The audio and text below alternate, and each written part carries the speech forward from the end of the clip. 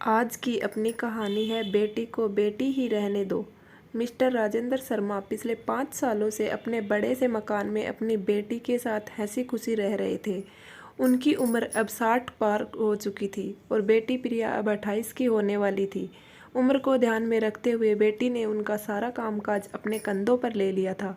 प्रिया अपने हर काम में बहुत अच्छी थी। जितने अच्छे से वो अपने पापा, घर और उनके कारोबार का ध्यान रखती थी, कोई और शायद ही रख पाता। अगर राजेंद्र जी को कोई बेटा होता तो वह भी नहीं। इन बाप बेटी का रिश्ता बहुत ही प्यारा था। बिना बाबा के प्रिया को नहीं चलता और बिना प्रिया के उसके बाप का किसी काम में मन नहीं लगता। कभी कभी ऐसा लगता जैसे राजेंद्र जी प्रिया के बाप नहीं, उसके बेटे हैं। प्रिया की हरकतें ही कुछ ऐसी थी। बाबा को सुबह जल्दी उठकर ज़बरदस्ती वॉकिंग के लिए भेजना हो, या छोटे बच्चों को जैसे दवाइयाँ पिलाते हैं वैसे ही पापा की दवाइयाँ उन्हें खिलानी हो। प्रिया का बर्ताव अपने पापा के साथ बिल्कुल वैसे ही था जैसे कि माँ का अपने बच्चे के साथ होता है। प्रिया के बाबा भी कुछ कम नहीं थे। जब जब प्रिया उन्हें दवाई खाने के लिए देती थी तो आधी दवाई खाते और आधी छुपा लेते, लेकिन प्रिया के नज़रों से बच नहीं पाते। फिर वह उनके सामने खड़ी होकर सारी दवाई उन्हें ज़बरदस्ती खिलाती। रात को प्रिया के सोने के बाद चुपके से किचन में जाकर फ्रिज से मिठाई चुरा कर खाना।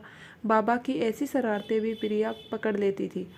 पकड़े जाने पर बाबा पानी पीने का बहाना बनाते, लेकिन प्रिया उनको समझाती कि मिठाई आपके लिए हानिकारक है। बाबा को याद दिलाती कि पिछली बार उनका शुगर लेवल कितना बढ़ गया था। अपने ही घर में अब मैं मिठाई भी नहीं खा सकता। बड़बड़ाते हुए, नाराज होने की एक्टिंग करते हुए बाबा किचन से चले जाते। फिर प्रिया उन्हें मनाने के लिए एक मिठाई का टुकड़ा पापा के पास लेकर जाती और फिर वो दोनों उसे आधा आधा बांट कर खाते। दोनों के चेहरे पर बड़ी स्माइल आ जाती। बस ऐसे ही दोनों की ज़िंदगी हंसी खुशी कट रही थी। उनका घर बहुत बड़ा था। उसमें कई कमरे थे, इसलिए उन्होंने सोचा कि एक किराएदार रख लिया जाए। पैसों के लिए नहीं, लेकिन प्रिया के ऑफिस जाने के बाद अकेले रह रहे राजेंद्र जी को थोड़ा सा ही सही किसी का साथ मिल जाए, इसलिए जल्दी ही एक किराएदार फाइनल हो गया। उनका नाम अमर सिंह था। उम्र उनकी 50-51 होगी। एग्रीमेंट पेपर बनाने के दौरान पहली बार वह राजेंद्र जी और प्रिया से मिले। उन्हें दोनों से मिलकर काफ़ी अच्छा लगा और वह अमर सिंह अपनी बीवी के साथ राजेंद्र जी के घर पर किराएदार के तौर पर रहने लगे। थोड़े दिन बीते, लेकिन अमर सिंह राजेंद्र जी से अच्छे तरह घुल मिल गए थे। वह दोनों सुबह सुबह अब साथ में ही वॉकिंग के लिए जाया करते थे।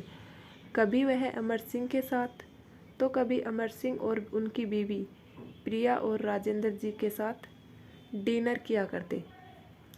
एक सुबह जॉगिंग के दौरान अमर सिंह ने कहा कि आप और प्रिया अकेले ही रहते हैं, आपको तो काफ़ी कुछ मैनेज करना पड़ता होगा। आप कैसे सब इतने अच्छे से संभाल लेते हैं? अजी, मैनेज क्या करना है? मेरी होशियार बेटी के लिए यह कुछ भी नहीं है। प्रिया सब इतने अच्छे से संभाल लेती है कि मुझे किसी बात की कोई चिंता ही नहीं है। राजेंद्र जी ने मुस्कुराते हुए कहा। हाँ, वह तो ठीक है, लेकिन प्रिया जब ससुराल चली जाएगी तब आपके लिए है ये सब मैनेज करना बड़ा मुश्किल हो जाएगा। आपका कोई बेटा भी तो नहीं है और आप अकेले ही इतने बड़े घर में रहते हैं। अमर सिंह ने अपना विचार बताते हुए कहा। राजेंद्र जी के चेहरे के हाव भाव बदल गए। वह अमर सिंह से कुछ कहना चाहते थे, लेकिन नहीं कहा और बात बदलने के लिए उनसे पूछा, खैर वो सब जाने दीजिए, आपके कितने बच्चे हैं? अमर सिंह ने छाती चौड़ी करते हुए कहा, मेरे 2 बच्चे हैं, दोनों ही लड़के हैं और दोनों ही अमेरिका में रहते हैं।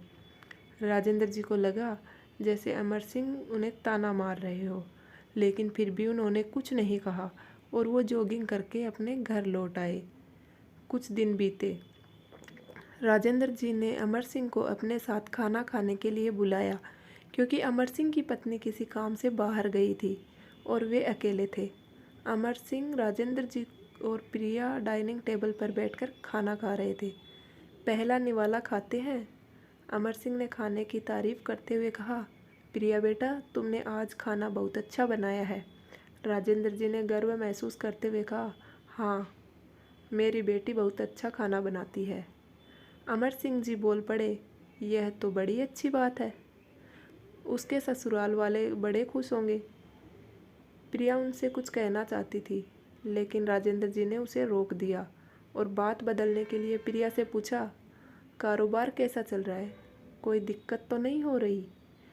प्रिया ने कारोबार की सारी जानकारी और स्थिति अपने पापा को बताई, जिसे अमर सिंह भी सुन रहे थे, और वह प्रभावित होकर बोले, वाह प्रिया बेटा, मानना पड़ेगा, जिस तरह से तुम सारा कारोबार संभाल रही हो, तुम राजेंद्र जी की बेटी नहीं, बेटा हो बेटा।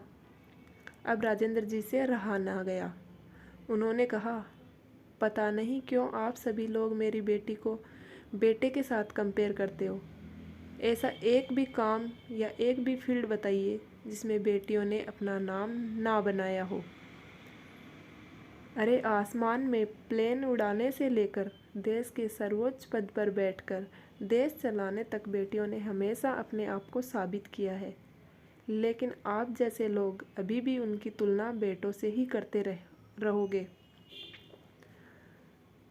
होते होंगे बेटे सबके लिए ज़्यादा इम्पोर्टेंट, मेरे लिए तो मेरी बेटी ही सबसे बढ़कर है, और मैं यह फ़ख्र से कहता हूँ, जो मेरी इस बेटी ने मेरे लिए किया है, जितना प्यार मुझे दिया है, उतना दुनिया का कोई बेटा नहीं दे सकता। चलिए मैं आपसे ही पूछता हूँ, आपके 2 बेटे हैं, बताइए वो साल में आपसे कितनी बार मिलने आते हैं? अमर सिंह जी, दुनिया बदल चुकी है, अब आप भी बदल जाइए। बेटी को बेटी ही रहने दीजिए, उसे बेटा बनाने की कोशिश मत कीजिए। दोस्तों, आप जब भी किसी बेटी का सम्मान करेंगे तो एक बेटी की तरह ही करना। ऐसा कभी मत कहना कि तुम बेटी नहीं बेटा हो। कहानी कैसी लगी और इस कहानी के बारे में आपकी क्या राय है, कमेंट करके ज़रूर बताइएगा। धन्यवाद।